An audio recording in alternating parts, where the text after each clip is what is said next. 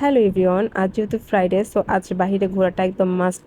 আমরা প্রত্যেক Friday try করি কোথাও না কোথাও আশেপাশ থেকে ঘুরে আসি। তো আজকেও খাওয়া দাওয়া শেষ করে জাস্ট হালকা পাতলা রেস্ট নিয়ে আমরা বের হয়ে যাই চন্দ্রিমা উদ্যানের দিকে। এই জায়গাটা দিয়ে আগে প্রায় যাতায়াত করতাম, বাট এখন যাওয়া হয় না এই রোডটাতে। বাট তখন আমার মনে হতো যে এইখানে আসলে কি এত মানুষ এখানে কেন আসে, আমি একটু দেখতে চাই। কখনো যাওয়া হয়নি চন্দ্রিমা উদ্যানের ভিতরে। তো আজকে গেলাম, বেশ ভালোই লাগলো, কারণ জায়গাটার ভিতরে এত বেশি গাছপালা দিয়ে ভরা আর বাতাস, মানে খুব ভালো একটা টাইম কাটছে। তো এই তো কিছুক্ষণ বসে থাকার পরে এখানে একটা ঝালমুড়িওয়ালা মামা আসে, দেন এই ঝালমুড়িওয়ালা মামার থেকে ঝালমুড়ি নেই। আগে এই ঝালমুড়িটা খেতে বেশ টেস্ট হতো, বাট এখন কোনো টেস্টই পাই না আমি এই ঝালমুড়িটাতে। তারপর চন্দ্রিমা উদ্যানে বেশ কিছুক্ষণ থাকার পরে আমরা বেঙ্গল বইয়ে চলে যাই। ওখানে গিয়ে মেনলি আমার সিঙ্গারা চা খাওয়ার প্ল্যান ছিল।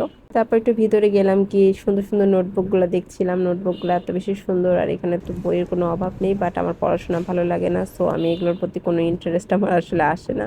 কিন্তু আমার বইয়ের কাভারগুলো দেখতে বেশ ভালো লাগে, বিভিন্ন রকমের কালারফুল দিয়ে করা, মেক করা, আমার কাছে খুব ভালো লাগে। তো এই তো তারপর বিশাল বড় লম্বা লাইনে দাঁড়ায় থেকে সিঙ্গারা চা নিয়ে তারপর বসে আরাম করে খাওয়ার মজাটাই অন্যরকম।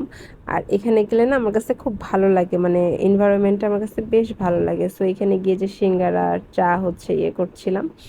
তো সিঙ্গারা চা নিয়ে দেন তারপর বসে আমরা খেয়ে দিয়ে তারপর আবার এই তো ব্যাক করে ফেলি। এখানকার সিঙ্গারাটা বেশ মজা লাগে, সাথে চায়ের টেস্টটাও বেশ মজার হয়। সো খাওয়া দাওয়া করে এই তো বাসায় ব্যাক করি। আজকের মতো এই ছিল আমাদের ঘোরাফেরা ফ্রাইডে।